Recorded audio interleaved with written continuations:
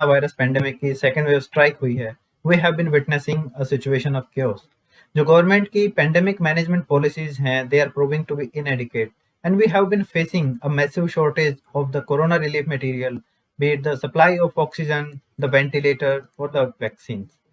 ऐसे के चलते जो इंडिया की हायर जुडिशरी है, they have assumed a more proactive role. But जो लीगल एक्सपर्ट्स हैं, they have turn this as a form of judicial outreach and the judicial overreach.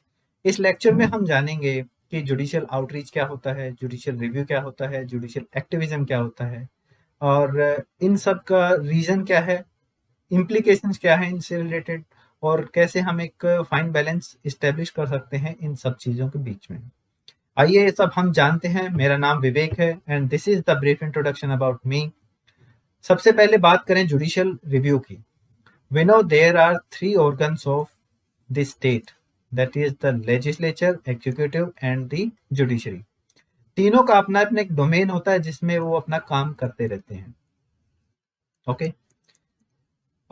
जब भी कोई लेजिस्लेचर है, वो कोई भी कानून पास करते हैं, there is an act pass by the legislature that goes with the judiciary, and judiciary के पास पावर है कि अगर दिस contravenes the provision of the Constitution of India, so judiciary can strike it down. This is called the power of judicial review of the judiciary. Article 13 of the Constitution provides such power to Indian judiciary. Next जो level रहता है कि इसमें judiciary अपने traditional role से extra काम करता है, और किसी लॉ या कोई भी पॉलिसी को स्ट्राइक डाउन करने के अलावा जो लेजिस्लेचर या एग्जीक्यूटिव हैं उनको कंपेल करता है कि आप किसी पर्टिकुलर वे में एक्ट कीजिए. उनकी पॉलिसी या फिर एडमिनिस्ट्रेशन को भी वो डायरेक्ट कर सकते हैं. रिसेंटली कर्नाटका हाई कोर्ट ने सेंट्रल गवर्नमेंट को बोला कि जो कर्नाटका गवर्नमेंट का ऑक्सीजन सप्लाई का कोटा है वो बढ़ाकर 1200 मीट्रिक टन कर दीजिए. So here Karnataka high court is compelling the central government to behave in a particular way. इसका जो एक नेक्स्ट लेवल माना जाता है, that is the judicial overreach. It means कि जो जुडिशरी का एक डोमेन होता है फंक्शनिंग का, जुडिशरी उसको क्रॉस कर जाती है यहाँ पर, और इसके चलते जुडिशरी कई आर्बिट्रेरी एंड अनरीजनेबल इंटरवेंशंस हैं वो कर देती है, that leads to the encroaching upon the role of legislature and executive. जैसे आप देख सकते हैं कि रिसेंटली फार्म लॉ जो गवर्नमेंट ने इनेक्ट किए थे, तो सुप्रीम कोर्ट ने उनका जो एप्लीकेशन था उसको काफ़ी टाइम के लिए रोक दिया था. फायर क्रैकर्स का जो बैन था वो सुप्रीम कोर्ट ने अप्लाई किया था, that is also considered as the form of judicial outreach. And जो कोलेजियम सिस्टम सुप्रीम कोर्ट ने डेवलप किया है to for the selection of the जजेस एंड द ट्रांसफर ऑफ जजेस, that is also considered as a form of judicial overreach. Recently भी Delhi high court ने central government को बोला कि आप बैक कीजिए, बोरो कीजिए, स्टील कीजिए, बट दिल्ली को ऑक्सीजन की सप्लाई दीजिए. ऐसे केस में क्या रहता है कि जो जुडिशरी होती है वो लेजिस्लेचर या एग्जीक्यूटिव की जो कंस्ट्रेंट है उनको समझ नहीं पाती है, और वो अपने हिसाब से कोई भी आर्बिट्रेरी डायरेक्शन उनको प्रोवाइड कर देती है.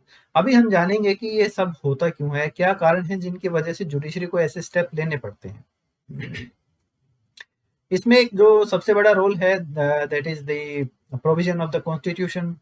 There are some article in the constitution जो कि जुडिशरी को काफी ज्यादा पावर प्रोवाइड कर देते हैं, जैसे कि आर्टिकल 21 है जिसका इंटरप्रिटेशन सुप्रीम कोर्ट ने इतना वाइड कर दिया है कि उसमें वो किसी भी तरीके से एग्जीक्यूटिव या फिर लेजिस्लेचर है उनको गाइड कर सकते हैं. Article 142 provides immense power to the judiciary. इसमें आप कंप्लीट जस्टिस करने के लिए जुडिशरी किसी भी लेवल तक जा सकते हैं, that can lead to judicial overreach. इसके अलावा जो स्टेट के दूसरे ऑर्गन्स हैं, that is the legislature and executive, वो काफी टाइम मतलब उनका जो फंक्शनिंग रहती है, that is found to be lackadaisical in many matter. मैं आपको कोई एग्जांपल दूं कि विशाखा गाइडलाइन जो सुप्रीम कोर्ट ने इशू की थी, that had to be done by the legislature और the executive, but to prevent the sexual harassment at work place supreme court को ये सब करना पड़ रहा है. So this shows the lackadaisical approach of the executive and the legislature. इसके अलावा लोगों के जो अपने राइट्स के प्रति कॉन्शियसनेस है वो बढ़ती जा रही है, जिसके चलते वो अपना जुडिशरी में जाते हैं एंड दे डायरेक्ट कि आप लेजिस्लेचर या जो एग्जीक्यूटिव्स हैं उनको कंपेल कीजिए कुछ करने के लिए। मीडिया है वो हमारे यहाँ पर काफ़ी एक्टिव होता जा रहा है, सिविल सोसाइटी ऑर्गेनाइजेशंस हैं वो काफ़ी एक्टिव होती हैं, जैसे कि काफ़ी सारी एनजीओज हैं वो सुप्रीम कोर्ट में पीआईएल फाइल कर देती हैं, like the ADR association for the democratic reform, जो कि इलेक्शन रिफॉर्म्स के लिए उन्होंने काफ़ी सारी पीआईएल्स थी वो सुप्रीम कोर्ट में फाइल की थी। जो पीआईएल का कंसेप्ट है वो अपने आप में काफ़ी रिवोल्यूशनरी साबित हुआ है। इसमें क्या रहता है कि कोई भी अफेक्टेड पार्टी है उसके बिहाफ पे कोई भी जाके कोर्ट में अपना एक अपील फाइल कर सकता है और जस्टिस को ले सकता है।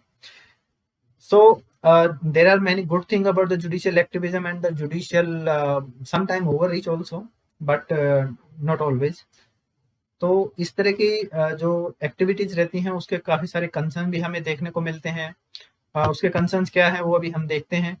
पहला थिंग तो कि ये जो doctrine of separation of power है उसको अंडरमाइन करती है। Doctrine of separation of power क्या है, मैंने आपको बताया कि जो 3 ऑर्गन्स होते हैं स्टेट के, तीनों का अपना अपना डोमेन होता है, वो एक दूसरे के अंदर इंक्रोच नहीं कर सकते हैं। इंडिया के अंदर हालांकि absolute form of separation of power follow नहीं होती है, लेकिन काफ़ी हद तक हम इसको फॉलो करते हैं। कमेंट सेक्शन में आप मुझे बताइएगा कि ये जो डॉक्ट्रिन थी ये किसने प्रोपाउंड की थी। नेक्स्ट थिंग इज कि जो जुडिशरी होती है they are not accountable to the people. तो वो किसी भी तरह का एक्शन करते हैं चाहे वो सही है चाहे गलत है, उसका आप अकाउंटेबल नहीं ठहरा सकते हैं। But on the other hand जो एग्जीक्यूटिव एंड लेजिस्लेचर्स हैं they are accountable to the people. तो वो उनका कोई भी अगर एक्शन लेते हैं they have to give an answer to the people, और नेक्स्ट टाइम जब इलेक्शन आता है तो लोग उसका हिसाब किताब मांगते हैं। तो एक इसके जो नेक्स्ट बिग प्रॉब्लम है ये है। थर्ड थिंग इज दैट कि अगर जुडिशरी इस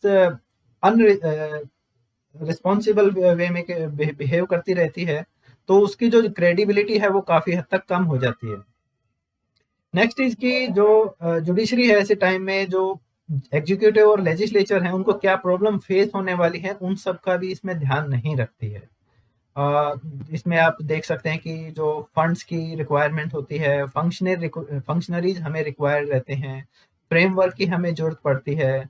तो इस तरह की जो कंस्ट्रेंट रहती हैं उन सब का जो कोर्ट्स हैं वो संज्ञान नहीं लेती हैं जनरली, तो उसकी वजह से काफ़ी प्रॉब्लम आती हैं। तो काफ़ी सारी जो गाइडलाइंस हैं वो इम्प्रैक्टिकल भी साबित होती हैं, तो वो टाइम से इम्प्लीमेंट भी नहीं हो पाती हैं। तो ऐसे में सुप्रीम कोर्ट या जो हाई कोर्ट्स हैं उनको भी क्या करना चाहिए, क्या उनको बैठे रहना चाहिए? ऐसा भी पॉसिबल नहीं है। अगर कोर्ट्स कुछ नहीं करते हैं तो वो भी उनके लिए एक प्रॉब्लमेटिक बन जाता है। जब कोरोना वायरस की पहली वेव स्ट्राइक हुई थी तो माइग्रेंट क्राइसिस के बारे में सुप्रीम कोर्ट टाइमली डिसीजन नहीं ले पाया था, जिसके चलते जुडिशरी को काफ़ी क्रिटिसिज्म फेस करना पड़ा था। तो यहाँ पर जुडिशरी के लिए काफ़ी इंपॉर्टेंट हो जाता है दोनों चीज़ों के बीच में एक बैलेंस स्ट्राइक करने के लिए। एक तरफ आपका जुडिशियल रिव्यू है, दूसरी तरफ जुडिशियल एक्टिविज्म है। जुडिशियल एक्टिविज्म आउटरीच में कन्वर्ट ना हो जाए इसके लिए सुप्रीम कोर्ट ने बाकी कोर्ट्स को बोला है कि that we should practice the judicial restraint. हमें खुद को रोक के रखना चाहिए कि हम ज़्यादा अपना जो हमारी बाउंड्री है उसको क्रॉस ना कर जाएं। सो इस बारे में आप भी अपने व्यूज बताइएगा कमेंट सेक्शन में कि जुडिशरी को क्या करना चाहिए, how they can balance these things in their working. We know that जो सेपरेशन ऑफ पावर का कंसेप्ट है इंडिया के अंदर एकदम क्लियर कट नहीं है, and there is a lot of overlapping and it becomes a very complex process. So ऐसे में चांसेस हैं कि एक दूसरे के ऊपर इंक्रोचमेंट हो सकता है। So we need to keep that in mind. अभी हम एक मेन से रिलेटेड क्वेश्चन इसमें देखते हैं कि judicial activism has played an important role in keeping a check on the power of the parliament. Discuss. Try कीजिएगा एक इस क्वेश्चन का आंसर लिखने की 150 वर्ड्स के अंदर, और जो आपका आंसर है उसे कमेंट सेक्शन में पोस्ट कीजिएगा। आई होप कि इस वीडियो में आपको कुछ जानने को मिलेगा। Thank you very much and have a good day.